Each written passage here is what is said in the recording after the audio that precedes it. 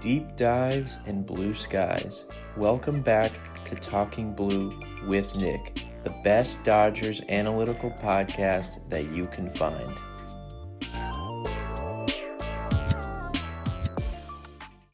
Ladies and gentlemen, welcome back to Talking Blue, the best Dodgers analytical podcast that you can find. I am your host, Nick. You are listening to episode 98 of Talking Blue. We almost have 100 episodes of Talking Blue. Can you believe that? We are here to recap the Dodgers and the Padres. The Dodgers take 2 out of 3 from the Padres in San Diego, a very entertaining series. We have a bunch of stuff to talk about. We're going to talk about Yamamoto, Ohtani, Freddie Freeman. He got hot this week. We're going to talk about Andy Paez, that incredible at-bat. Teoscar Hernandez looks pretty good right now. We're going to talk about the bullpen. We have a ton of stuff. Mookie Betts is as unlucky as hell. He just keeps hitting lineouts to center field. We're going to talk about all that. Before we can, though, you can get this podcast on Apple Podcasts, on Spotify. Subscribe to the YouTube channel. Turn on the notifications so you don't miss any of the videos dropping. You can follow myself at Nick Talkin' Ball on X. You can follow Talkin' Blue on all social media at Talkin' Blue Pod. That is Instagram, that is X, and that is TikTok. All right. Let's waste no time. Let's get straight to the recap. Like I said, Dodgers take 2 out of 3 in San Diego. Before we do that, though, quickly, injury updates. We're not going to do a ton of. We already kind of know Blake Snell had his surgery to get rid of those loose bodies. Really the most interesting one is Tom Yedman, who we've heard literally nothing about, getting close to June.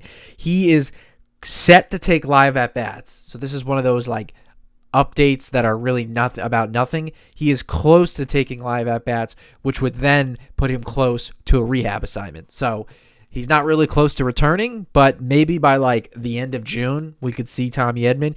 Kike Hernandez, he still eligible to return May 24th. That would be Monday, I believe. So he probably gets activated, and then you probably see Santiago Espinal get optioned.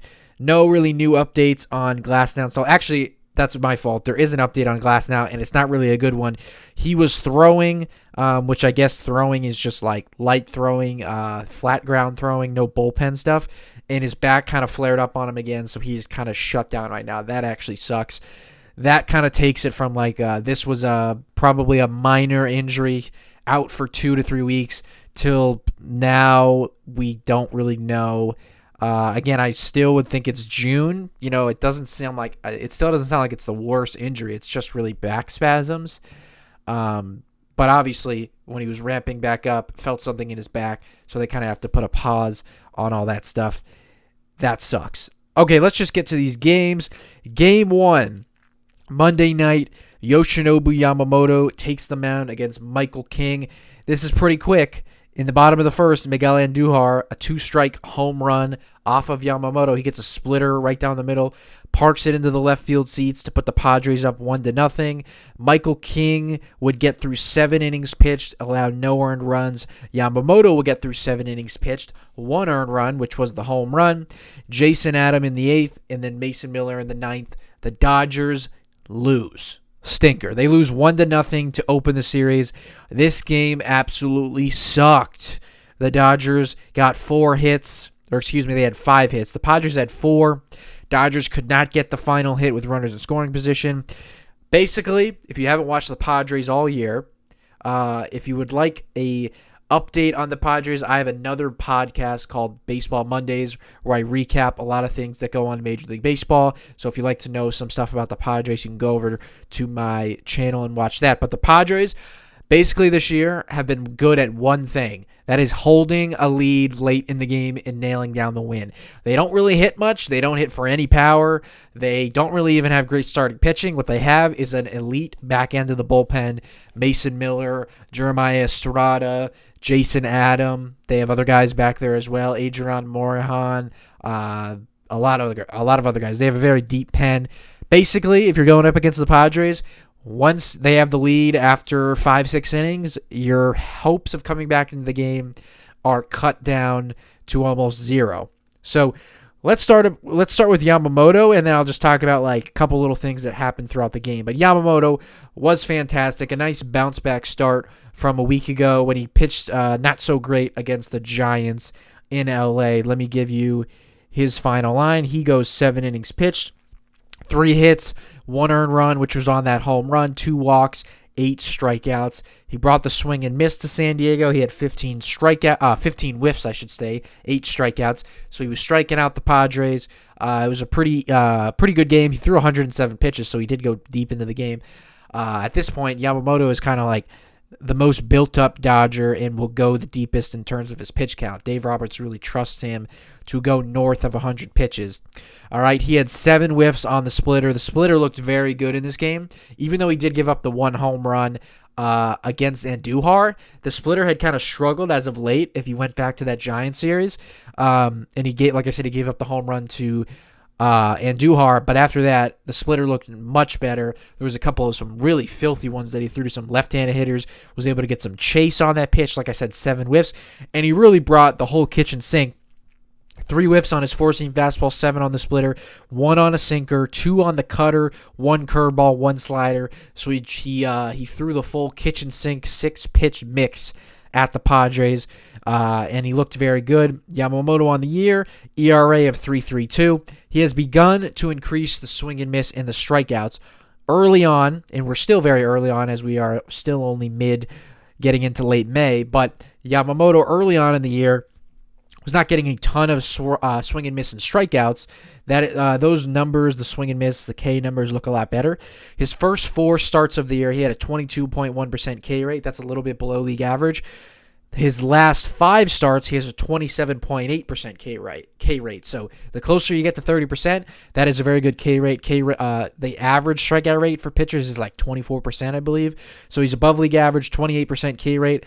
Close to 28% or 27, close to 28% strikeout rate is pretty good. The last 5 starts, he has really increased the swing and miss.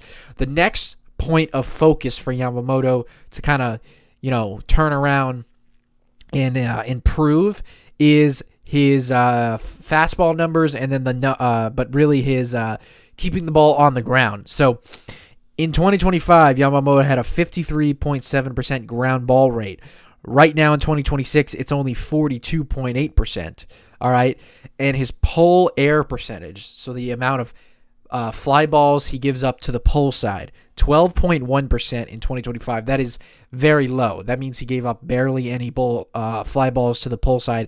It has jumped all the way up to 23%. So almost more than a 10% increase in pulled fly balls. What do pulled fly balls lead to?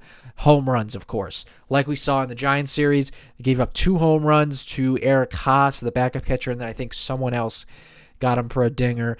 And then yesterday, Miguel Andujar. So that is the next point of focus for Yamamoto. He's got the swing and miss back. He's got a better than league average strikeout rate at this point. Now what he needs to implement is the more ground balls and keeping the ball out of the air, because you can live as a fly ball pitcher, especially when you get strikeouts.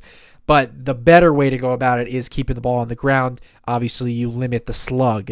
All right. And then, like I said, the other thing with his fastball, Yamamoto very early in his career, he's only had 3 big league seasons. Early on in his rookie year, 2024, he did kind of have fastball issues, but that got, he kind of put those away once he came back from injury. 2025, he completely turned that around. He had a dominant four-seam fastball, one of the more valuable pitches in the game when it comes to run value. It's gone backwards this year. So 2025, he had an expected slug on the four-seam fastball of 331. That is a bad slugging percentage, so that's good. Right now, it's a 601 expected slug, so almost double the amount of expected slug, I should say. He's gotten a little bit lucky, the expected slug versus the actual slug. So the four-seam fastball has just gotten hit at a much higher clip than it did a year ago. There's zero doubt in my mind that he will iron those things out. He added the swing and miss after he didn't really have much early in the year. He's gotten more strikeouts. At this point, the next point of focus is more ground balls and a little bit better numbers against the four-seam fastball. So after Yamamoto, I'll just talk about all the other little things that transpired in this game. This game sucked because it felt like the entire game they were going to come up 1 run short.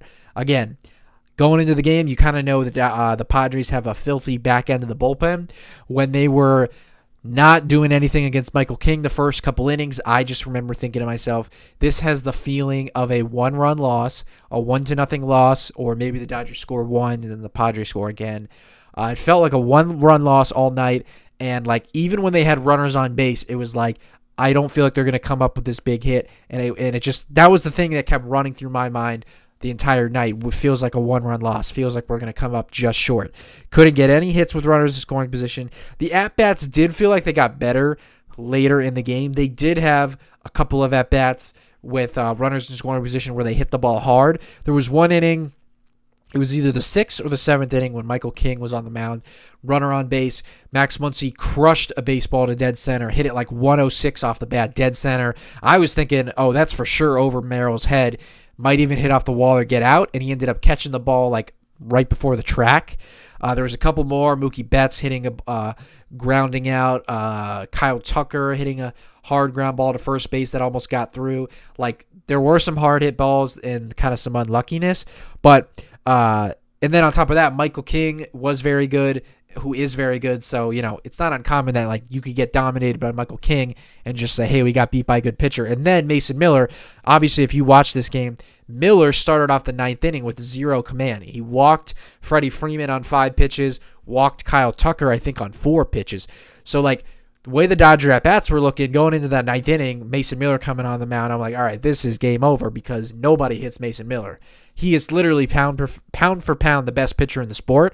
Obviously, he's not the best like starting pitcher because he's a reliever, but pitch per pitch, at bat per at bat, he is as dominant as it gets. He's like, you know, the way in the NBA they talk about Shaq in his prime, like he was the most dominant force in the league. That's what Mason Miller is in baseball right now. Like, he does not give up hits. He does not give up runs. He strikes you out. Like, all the numbers they give, like when he has a hitter with 2 strikes, he strikes out the hitter like 70% of the time. He has a 70% whiff rate on his slider. He has a 50% strikeout rate. So it's like you could flip a coin and there's a good chance 50-50 he's punching your ticket when you go up there to face him. He's as good as it gets. So, and then on top of that, obviously part of the reason he's good is because he throws 102. So the expectations were like, we're not getting anything off of Miller. After the command didn't look good in those first 2 at-bats, you're obviously thinking, hey, we got a shot here. But I'll be honest, was very doubtful. As soon as he found his command in an at-bat against Will Smith, and then Will Smith ended up popping out to left center field, I was like, all right, this is, you know, he found his command. And, you know, this was just one of those games where, like, I said this at the end of my last pod, the Dodgers and Padres rivalry is so good. Every time they play, man, it is like the best baseball you're gonna see. Like, it's always close. Shout out to the crowd, especially when they play in San Diego. The Dodger Stadium crowd gets loud too, but the crowd in San Diego when they play is always electric. They're always in it from the jump. They're always loud. It always really has like as close as you can get to a postseason feel in the regular season, and they always end up being down to the wire games, like super, super close. And this was no different. 1-0 game. And, you know, when you're facing a guy like Miller, you obviously temper your expectations. Like, nobody hits Miller. So him nailing down that save is not a surprise. But, you know, the little minuscule things that you have to do against a guy like that, like, for instance, and I'm not killing these 2 guys, but after Will Smith popped up to get that first out, flew out to left field, it was Max Muncy who came up with 1 out, and then after he struck out, Andy Pages came up and grounded out the end of the game. They said it on the broadcast how dominant he is, or Hershiser was given the numbers. When a guy is that dominant, you should at least know the difference in being ahead and behind in the count, especially a guy like Miller. It's like as soon as you fall down in the count, you're done for. And both first pitches of the at-bat against Muncy and Pages, you can go back and watch, were hanging get me over first pitch sliders right down the middle, and they took them. Now again, Miller just started off throwing like 11 out of 12 balls or like 8 out of 10 pitches were balls. So obviously they're going up there thinking like, I don't want to get too jumpy and swing at a first pitch ball and then I'm really screwed. I really want to make sure this guy can get in the strike zone. But then when he throws you a hang and slider first pitch like that and you take it, it's like the at-bat is over after that. He's ahead. You're done for. You're not getting a hit off him. Sure enough, he punched out Muncy. And then Páez, credit to him, he actually fought and ended up grounding out. And we'll get to his incredible at-bat in game 2. So those are just those minuscule little things that, like, in a game that close, in a game against a pitcher that good, I'm not killing them because I understand their approach, being a little bit cautious given his command. But at the same time, to me, it's like, as soon as you saw his command lock in against Will Smith, he is so good that to me, you got to go up there and be like, all right, his command looks better. If he gets over first pitch strike, I got to be ready to swing. I can't take a first pitch down the middle that is hittable because as soon as I fall behind against this guy, I'm done for. So those are just the little things that make a game like that incredibly frustrating. And a lot of people I saw on X were super pissed, like, oh, we played the Padres and now our offense goes back to being bad. We just played the really bad Angels and we just benefited from a bad team. After the game lost, you pick yourself up, and I said to myself, okay, I was pissed, obviously, but then I started to think to myself, I get a little more level-headed, and I think, okay, they just got shut down by Michael King. He is their ace. He's had a very good year this year. He had an ERA in the 3 or 2s, so it's not like embarrassing that she got dominated by a good pitcher. And then the bullpen, Jason Adam and obviously Mason Miller are dominant, and it's not a surprise. So, the Dodgers didn't hit, but they did get shut down by good pitching. Yamamoto was great. It was one of those, if that ball that Andujar hit to left field just is, a little bit lower and it hangs up for Teoscar Hernandez to catch, maybe the Dodgers scratch. Maybe if it was flipped, where in the first inning Mookie Betts hit a home run and then Yamamoto didn't allow a run and they win 1-0, then you say, oh, okay, we were supposed to win. So it's one of those things that was like, if you think about it, we were that close. You know what I'm saying? So after that, I said to myself, okay, I'm feeling a little bit more level-headed. Dodgers got beat by some good pitching. Come back, pick yourselves up off the mat, and win 2 games, Tuesday and Wednesday, and show me that you just got beat by some good pitching, and we are not like going back into a slump. We are a good team. Show me something. That's what I thought to myself. So let's go to game 2. All right. Game 2, Emmett Sheehan gets moved up in the rotation to take on Griffin Canning. And again, Griffin Canning, who some of his underlying metrics aren't bad, but he had an ERA of 10 coming into the start. So I'm thinking, hey, this is not Michael King. Put up runs against Griffin Canning because he has an ERA of 10.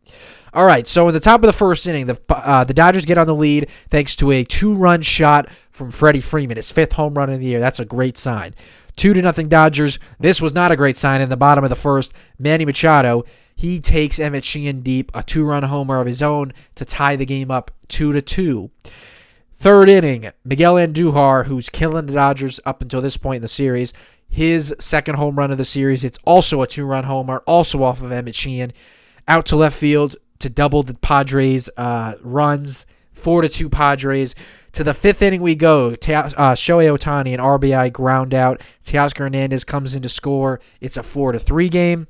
In the 6th inning, a big-time home run from Freddie Freeman. His 2nd home run of the game, his 6th of the year. This came off of Jeremiah Estrada, who always gives it up to the Dodgers. Thank you, Jeremiah Estrada.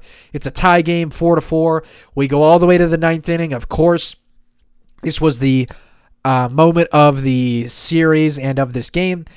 Dodgers got a base runner thanks to Max Muncy. He walks on a 3-2 pitch that was overturned. Alex Call comes in to pinch run. He actually gets picked off or was dead to rights, but Mason Miller threw the ball away. So Call goes from, oh shit, I'm getting picked off, to, oh, now I get to go to third base with 1 out.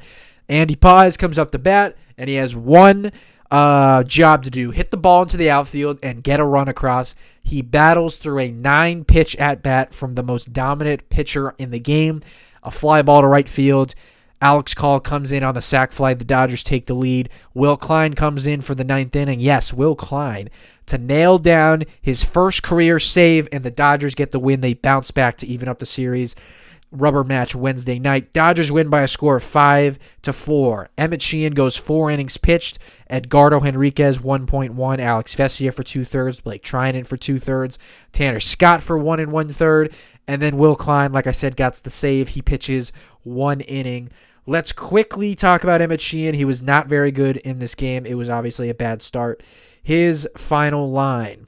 He goes 4 innings pitched, 5 hits, 4 earned runs. Both were on 2 separate two-run home runs, 1 walk, 2 strikeouts. Not much to say. He had no whiffs in this game, only 5 whiffs, which is nothing for Emmett Sheehan because he normally gets like 15, 17 whiffs. He relied heavily on the slider with good reason because his fastball got crushed by Machado and by Andujar. I forgot if the home run from Andujar was on a slider or a fastball or a changeup, but I think it was on a fastball. Emmett Sheehan just was not bad. Uncharacteristically, only had 5 whiffs, popped by 2 home runs. Starts to bring back a little bit of the four-seam fastball issues that we saw really early on in the year. His fastball is back to being the 6th worst pitch in the game, according to run value. So that pitch has been a struggle once again. But I still think he's going to bounce back. His ERA is like in the high 4s. He still is obviously one of the better swing and miss strikeout pitchers in the game. He will take on the Rockies next week at home. I think he'll bounce back. He just got beat. Basically just made 2 bad pitches to Machado and Andujar. Just didn't really look that great. But the Dodgers were able to bail him out. Let's talk about a couple of the other things that happened in this game. Freddie Freeman. A great game from Freddie Freeman. All right. I've been talking about it all year. Freddie Freeman's been one of the more unlucky hitters in baseball. I've talked about it all year, that if you look at a lot of his underlying metrics, they show that he's actually hitting the ball as hard as he has in like 5 years. I'm going to give you those numbers in a second, but he hit the 2 home runs, the laser out to left field, and then another cool thing, Freddie Freeman's such a good hitter, man, and he's so smart. He hit a home run out to left field. That was a laser. It's good to see him with some nice opposite field power. If you actually watch his second home run, it was off of Jeremiah Estrada, who is a splitter ball pitcher who throws very hard, high 90s fastball, good splitter, kind of one of those slow splitters. And if you watched the pitch before the home run, which was on a splitter, he got a splitter. Obviously, Jeremiah Estrada is right-handed, so the splitter is going to fade away from a left-handed hitter.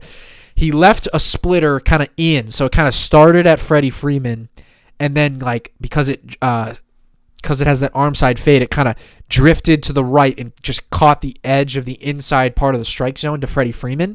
You could tell he kind of gave a look back at the umpire, like, I don't know if that was a strike.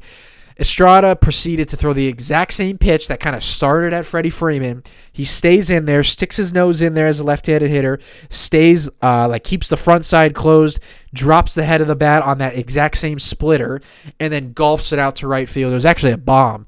So very impressive hitting. That's how you know, a hitter has that computer, that brain, to where he saw that splitter start at him, catch the inside part of the zone. He gets the exact same pitch and thinks to himself, all right, that pitch is going to come back. He stays in there and hits it out. So just, those are the nice, reasons those are the reasons why Freddie Freeman's a Hall of Famer. You can literally see it in real time in that at bat. So his OPS is up to 778. That's very good. The last 7 games, 823 OPS. Last 15 games, 874 OPS. He's looked very good. He actually raked in this series. Looked very, very good. And, I've been defending Freddie all year, saying that he's not aging. He's not underperforming. He's been unlucky. He's getting robbed by a lot of extra base hits, hitting the ball very hard.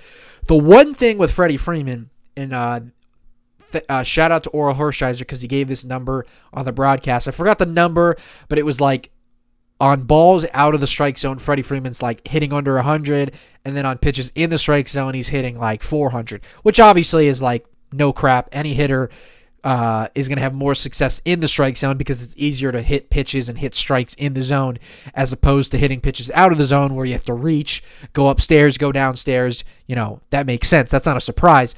But when you consider that Freddie Freeman doesn't hit anything out of the zone, he's not a bad ball hitter, I guess, and then he also crushes pitches in the zone, the worst thing that you can do is have a bad chase rate, because if you're chasing a lot, then obviously you're going to chase pitches out of the zone a lot, and just given those numbers, you don't hit pitches out of the zone. So if you can have the good chase numbers and only swing at pitches in the strike zone, you're going to have incredible numbers because all you do is hit pitches in the zone.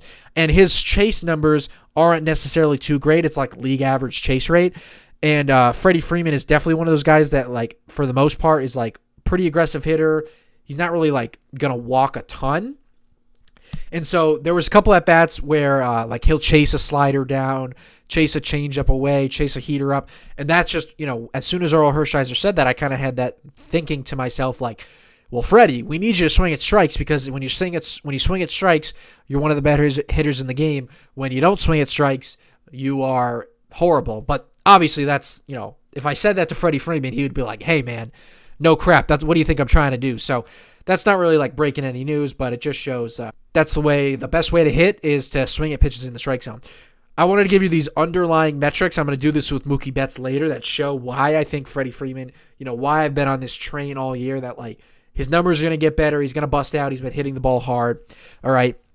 He currently has the best barrel percentage and average exit velocity since 2020. That was the year he actually won the MVP in the shortened COVID season. So the best barrel rate and average exit velocity in 6 seasons. His best expected slugging percentage and expected WOBA, expected weighted on base average, since 2023. That was his best year as a Dodger, 2023. He was like the 4th best hitter in the game that year.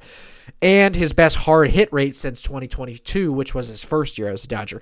The one thing from Freddie Freeman that I have looked at the numbers and see that he can improve going forward is his numbers against left-handed pitching. He's always been a very even guy who crushes left-handed pitching and right-handed pitching. Last year in 2025, he had an 855 OPS versus left-handed pitching. So very similar to like Kyle Tucker throughout his career. He crushes left on left. Right now in 2026, a 664 OPS. So he struggled against lefties. All right, there was an at-bat in that second game, I think it was, where he had a runner on third base with less than 2 outs, and he struck out. Now, it was against Adrian Morejon, who throws like 100 miles an hour, and Freddie Freeman also, on a 3-1 pitch, chased a fastball upstairs.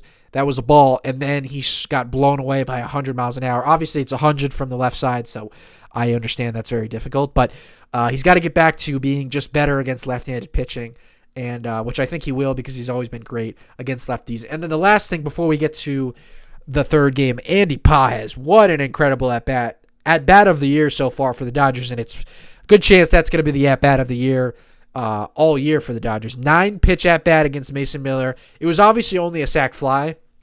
I saw some people who were like making fun of Dodger fans, or like, I think it was Joe Davis at the end of the game who said, he said like the Dodgers broke the best pitcher in the game. Which is a little, I admit, that's a little bit of an overstatement, because Miller didn't even give up a hit. He gave up a walk, an error that was an error of his own, and then a sac fly. So, like, nobody, like, destroyed Mason Miller, but, that was only the second earned run he's given up all year, I think. And actually, is it an earned run? Because I don't think it's an earned run, because actually, I don't know, because it was a walk. And then the error moved him up, but it was his own field. I think the earned run does count, because he got on base because of his walk. But again, this is another example of like pitch to pitch how minuscule minor things can be that can lead to a win. Max Muncy with 1 out in that inning against Mason Miller, who he saw the night before and struck out against. 3-2 count, gets a slider down and away just off the plate. He gets rung up, but Max Muncy challenges, which was smart. The pitch was called a ball correctly. The pitch gets overturned. You go from 2 outs with nobody on to 1 out, and the go-ahead run is on first base. So that's just an example right there of how the ABS system can change the outcome of a game, literally. And then, Andy Paez, incredible at-bat. It was actually really sick to see, if you watch the at-bat, every ball that he took or pitch he fouled off, he was like shaking his head like, yeah, I'm on it. You can't strike me out. And he said in his post-game conference the reporters asked him, and he said in Spanish, but he said, there was zero doubt in my mind that I was going to move the ball forward, meaning there was no doubt in my mind I was going to put it in play and get that run in.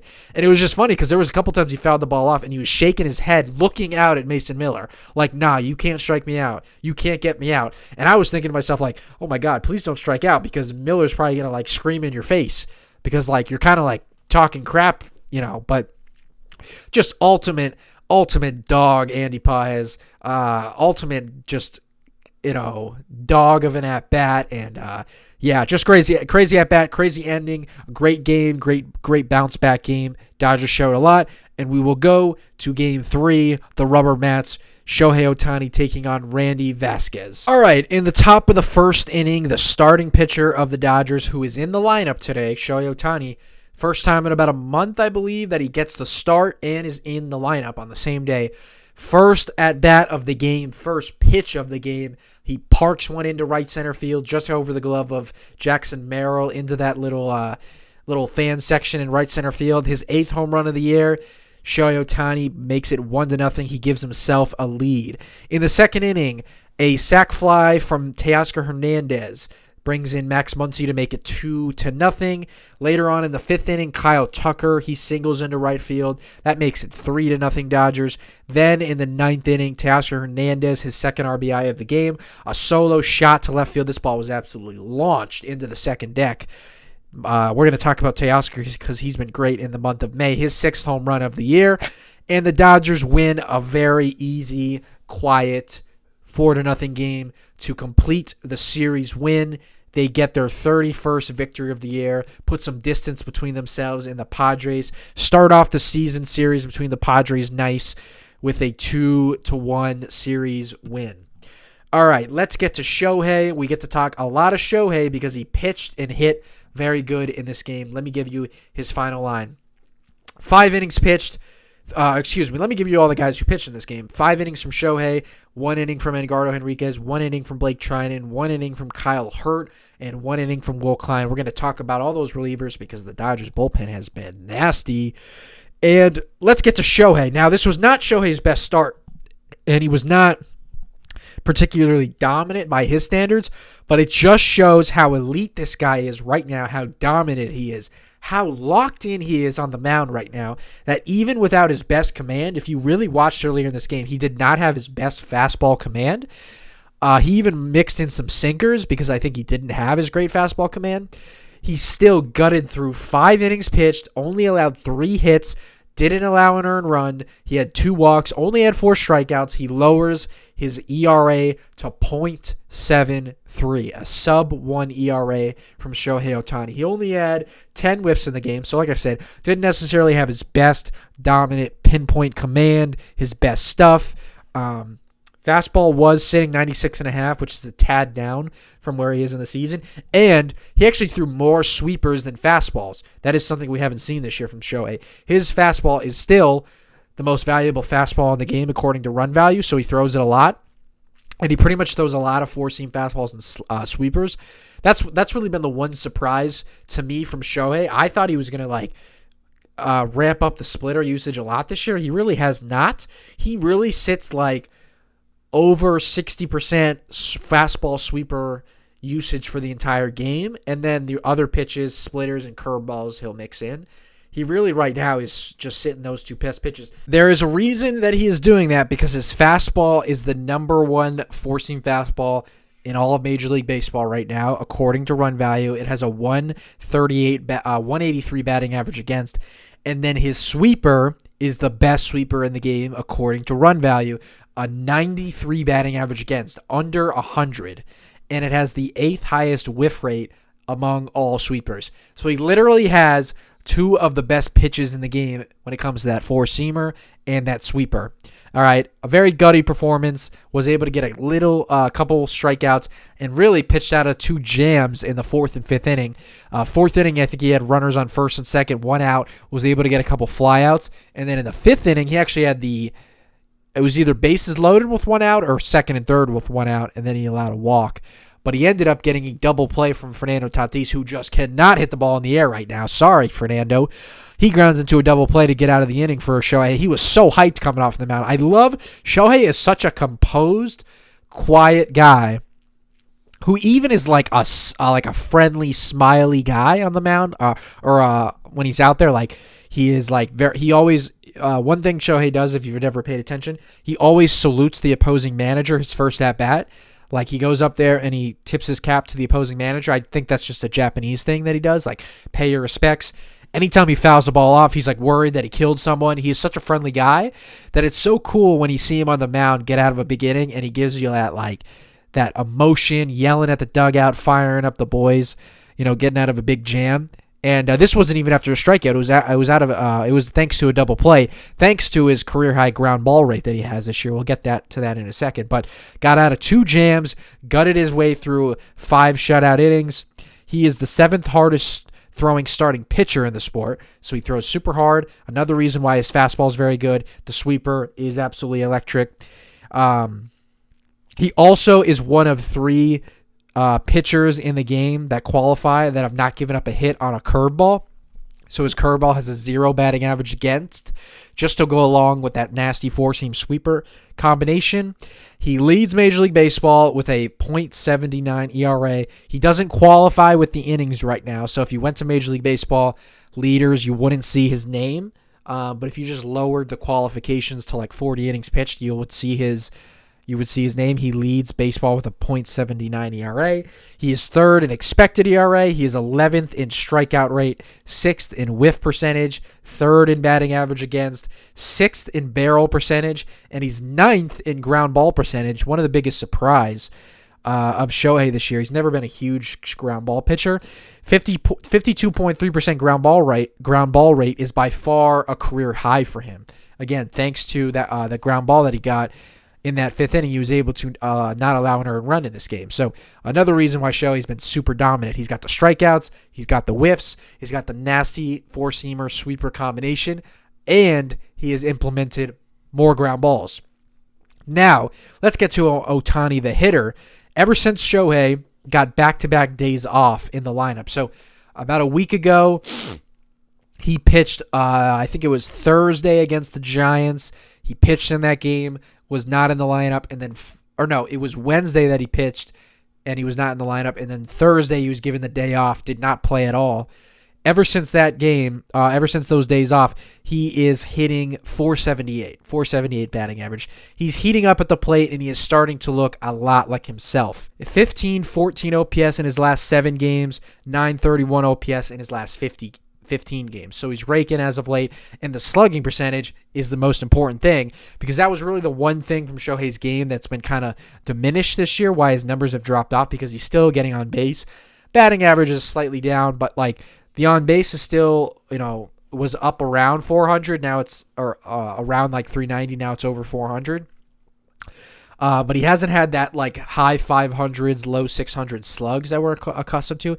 The last few games, he's hit a ton of doubles and some home runs that have led to the increase in slugging percentage. He now has a 146 weighted runs created plus, 21st in Major League Baseball, so he's back to being one of the better hitters in the game. Since May 10th, this is when I mentioned his struggles and his lack of slugging percentage. This was at the end of that Braves series on Sunday. A 781 slugging percentage in 8 games since I mentioned that. So when I kind of broke him down a week and a half ago, almost 2 weeks ago, I talked about his increase in ground balls and his lack of damage against 4-seam fastballs, and really just the overall lack of slug, extra base hits. Since then, he listened to me, obviously, a 781 slug. So he's increased the extra base hits. Shout out to Ohtani, because I am now back to being more convinced than ever. He's on his way to his 5th MVP. And if he gets that 5th MVP, he is coming for you, Barry Bonds, who has the most MVPs at 7. So he's elite. He's going for a Cy Young, and he's probably going to get an MVP out of it. So he has been really great as of late. Hopefully he can continue the increase in power, hit a little bit more home runs. He still only has 8 home runs right now. I'd love to see him get into double digits this weekend in Milwaukee, where I think he has pretty good numbers for his career. Let's quickly talk about Teoscar Hernandez. 18 games in the month of May, so pretty good sample size. An 861 OPS, and maybe the most exciting thing for me, a 971 OPS versus left-handed pitching in the month of May. It would be absolutely huge for Teoscar to get back to being the left-handed masher that he was really throughout his entire career and in 2024. The last 2 years hadn't been the same against left-handed pitching. He's crushing it right now in the month of May. We'll see if that can continue. Teoscar's got his OPS back up to like 760 or something like that. So the month of May has been great. Extra base hits. He's been hot as of late, so that's great. So hopefully he can continue that. He played pretty good against the Brewers last year in the NLCS, hit a home run there. We'll see him take on the Brewers this weekend. Before we get to the last couple things where I'll talk about the bullpen and then looking ahead to Milwaukee, I just wanted to talk about Mookie Betts. All right, if you take a look at Mookie Betts' OPS right now, 68 plate appearances, 62 at-bats. He has a 684 OPS. All right, he has a 419 slugging percentage, which is actually up from where it was a year ago, but he has a 265 on-base percentage and a 194 on base. So obviously you're thinking to yourself, here we go with Mookie. He is off to another slow start, not playing so great, and it's starting to confirm more and more that maybe Mookie is on like the downward trajectory of his career. And if you had to ask me, like, if we look ahead to like Mookie Betts' Hall of Fame induction, today, like we look ahead, 10 years from now, and he's getting inducted into the Hall of Fame, and we looked at his career and we were like, what was the peak? When was the beginning of the fall off? Probably this is the beginning of like, maybe not the fall off, but the lack of elite production from Mookie. And maybe these are just the lesser years.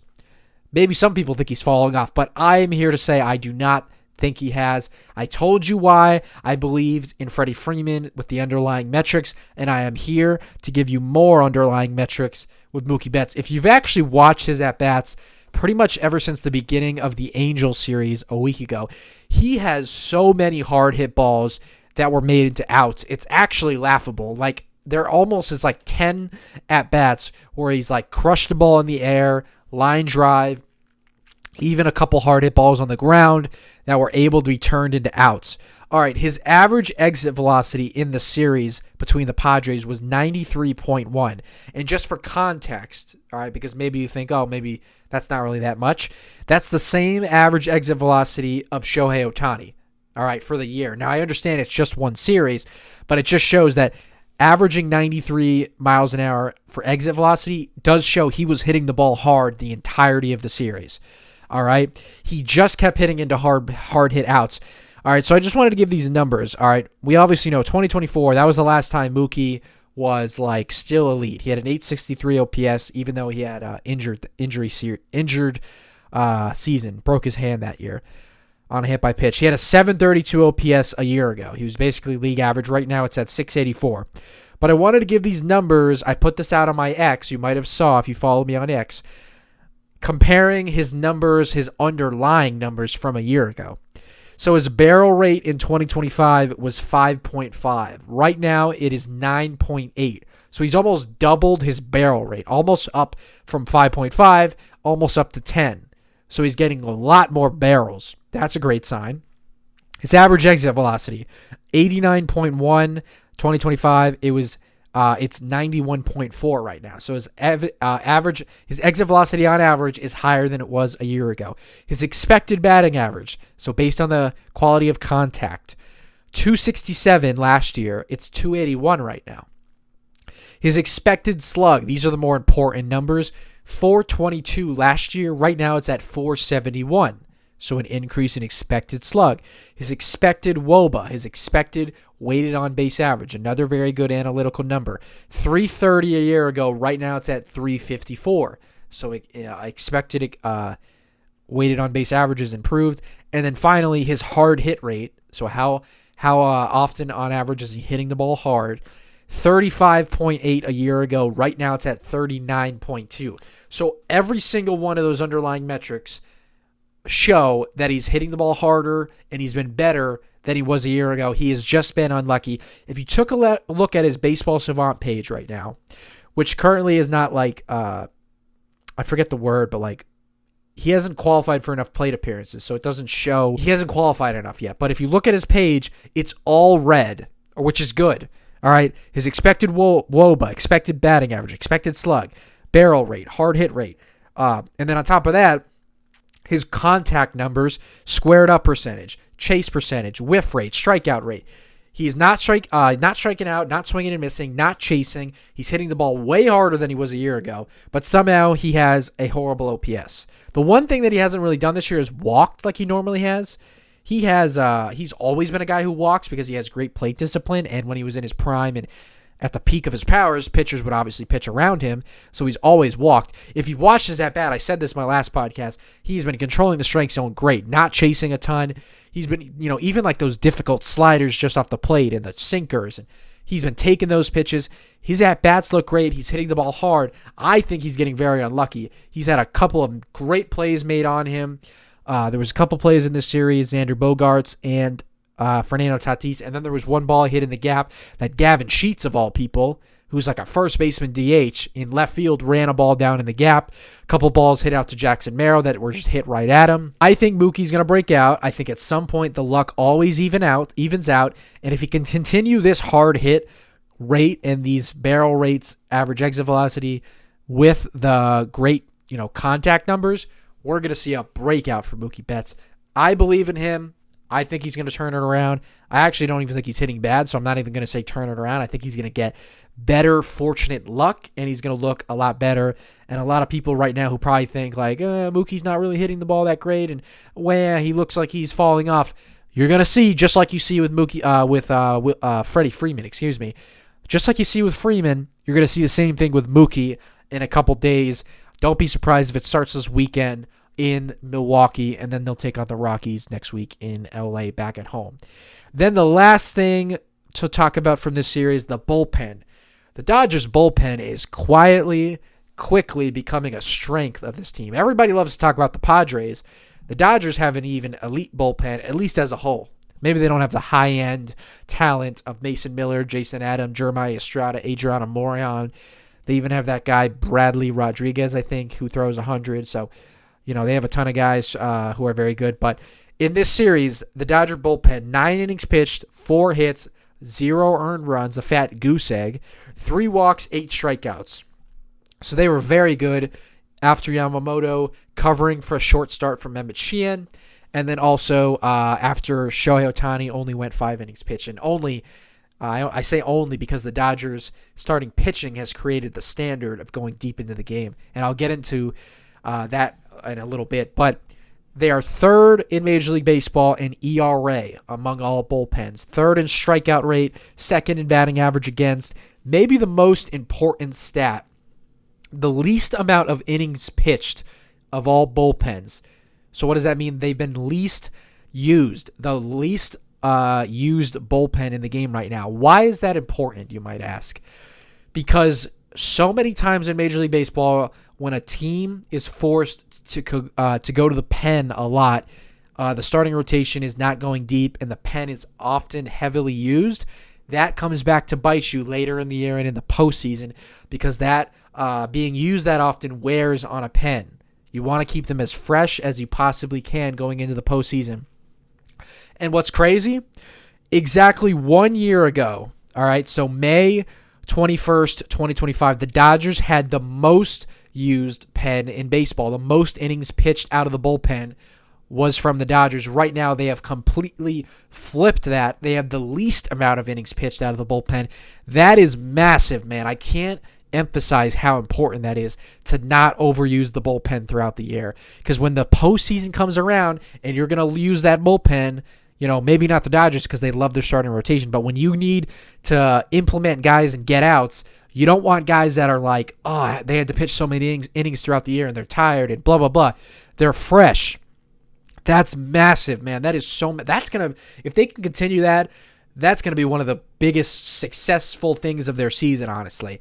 Obviously, it didn't end up fully biting them a year ago. They went back-to-back and won the World Series, but – they relied on that pen so much, and that was one of the scary things about the team last year was that bullpen. So the fact that they've turned that on its head is absolutely massive.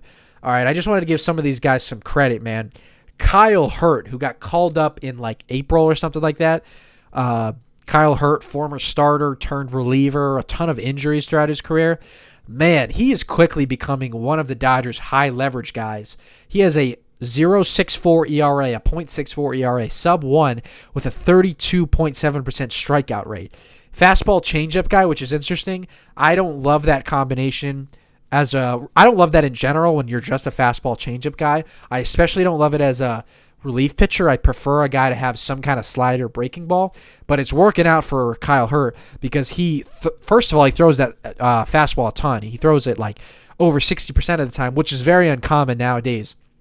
Even in an age where the average fastball velocity goes up and up and up every year, and it's like baseball, the average fastball nowadays is like 95 miles an hour, where it used to be years ago 90 miles an hour, 91 miles an hour. Like everybody throws hard.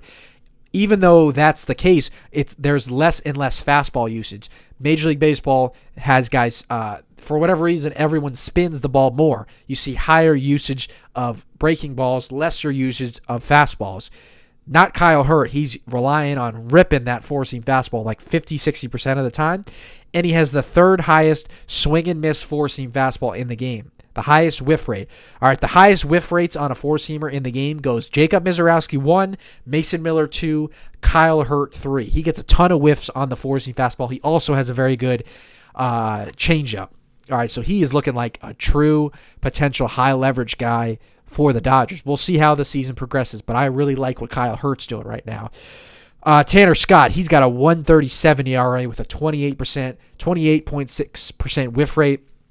He has the highest chase rate in Major League Baseball. He gets more chase than any pitcher in the sport right now. That's another dominant guy they have. How about Will Klein, who got his first save earlier in the week, a 2.45 ERA. This is a guy who's been DFA'd a couple times. Before he pitched for the Dodgers last year, he had only thrown like 15 innings. Crazy high walk rate. He's completely cut that down. And he's looking like a very, very trusty reliever for the Dodgers. He has the 12th lowest barrel percentage in Major League Baseball. Will Klein, he's got a sub 3 ERA. He looks elite right now. How about Alex Vesia, who just casually, once again, just every day, he just shows up to work. He's got a 2.65 ERA with a 34.3% strikeout rate. That is the 10th highest strikeout rate among all relievers. There is no reliever on the Dodgers that I trust more than Alex Vesia. He is a dog. It doesn't matter that he throws 90 miles an hour at this point, 91 miles an hour. His fastball is invisible with the induced vertical break. His slider has not given up a hit all year. He'll mix in some good changeups. He's a dog out there. Nobody I trust more in a big spot than Alex Vesia. He is a dog. And then how about Edgardo Henriquez, a 3.26 ERA, the second hardest throwing pitcher in the sport behind Mason Miller. If he can get a little bit more swing and miss, man, he doesn't allow a lot of barrels, a lot of hard-hit baseballs. He keeps the ball on the ground. If he can find a little bit more strikeouts and whiff rates, he has like league average strikeout whiff rates right now. On top of that incredible velocity, we are looking at a potential weapon in Edgardo Henriquez. The one area that he could find a little bit more strikeout is his slider. He has a pretty nasty slider, 42.9% whiff rate on that slider. If he can implement that pitch a little bit more, maybe that's where the swing and miss comes. He's getting better and better, and he is still only like 23 years old. He's got a bright future ahead of him. So that is all my thoughts on a very exciting, very good series from the Dodgers. Shout out the Dodgers. Like I said after that game one, stinker, no offense. Show me something, man, after that first game. Show me some gumption. Come back and win 2 games on the road. They did just that. The offense looked a lot better. We look ahead to the weekend where the Dodgers will take on the Milwaukee Brewers, who are another very hot team. It's basically right now the 3 best teams in the NL, the Braves, the Dodgers, and the Brewers. Those are the first place teams in the National League. They're going to take on a very good Brewers team. Now, they're very thankful to not run into Jacob Misiorowski and Kyle Harrison, who are 2 of the best, hottest young pitchers in the game right now. They're not going to have to face those guys, so the Dodgers get a huge break in not having to face those 2 elite guys. We're going to get Justin Robleski versus Logan Henderson Friday night in Milwaukee. Roki Sasaki will take on left-hander Robert Gasser Saturday. And then we'll see Yamamoto again take on Brandon Sprout. He was traded over from the Mets this offseason. He'll take on Yamamoto Sunday. All right, so last thing before I get you guys out of here, the guys that I want to see get hot in this series in Milwaukee. At the top of my list, it's Will Smith. Now, very similar to Freddie Freeman, I think he's been super unlucky. All right, if you look at the biggest discrepancies in baseball when it comes to comparing slugging percentage to expected slug. So what's your slug, your actual slug, your expected slug, obviously based on quality of contact. He is the third biggest discrepancy in slug versus expected slug. That is Will Smith, one of the more unlucky hitters in the game. I need him to get going. Mookie Betts, the next guy I have on there. I just need better luck. Another guy who's putting the ball in play, and he's been hitting the ball hard as of late. The last week, he's been hitting the ball hard. Hopefully, he can get a little bit lucky. The ballpark in Milwaukee is usually a pretty hitter-friendly ballpark. Max Muncy and Kyle Tucker cooled off a tad. I don't want to kill Kyle Tucker. I know he's still been very underwhelming at this point in his Dodger career. Still a month and a half into the year. There's still a ton of year left. And he's been very good in the month of May as of late. He's been very good. But he cooled off a little bit in San Diego. I think he only had one hit. So I want to see him get going. In Max Muncy, he also, I think, only had one hit in this series. I think he had a double Wednesday night. And then the last guy, Ha-Seong Kim. And I'm not trying to scare Ha-Seong Kim and his fans, but Alex Freeland is raking right now down in OKC. And Kim has gone into a little bit of a slump. I think the OPS is under 700. He's still putting the ball in play. But, Freeland, who I think the Dodgers, if they were being honest, as I've said before, they believe in Freeland a little bit more, and he's raking down on OKC. So I'm just saying, Ha-Seong Kim, you got someone on your back. Keep your, just keep a watch out. Freeland is raking, so you got to turn it around if you don't want to get swapped out for Alex Freeland. So that is all my thoughts. That's all I have for you guys. That was a ton of info, a ton of fun things to go over, a fun series. All right, Dodgers are looking good. Ever since the back half of that series against the Giants a week ago, they won 2 in a row, swept the Angels. That's 5 in a row. And then they won 2 out of 3 in San Diego. So they have won 7 of their last 8. They're looking pretty good as of late. The offense looks pretty good. They're going to face a very good team in Milwaukee, a team that doesn't chase. They walk a lot. So we're going to need, it's good that Robleski goes on Friday and then Yamamoto Sunday. Those guys pound the strike zone. Sasaki, this will be a task for you, my friend. Pound the strike zone like you did against the Angels, because this team, the Brewers, they will not chase. And they also play good defense. So on offense, you guys got to get some real hits. No, the Brewers are not going to give it up for you. And, that's all I have for you guys. As always, you get this podcast on Apple Podcasts, on Spotify. Subscribe to the YouTube channel.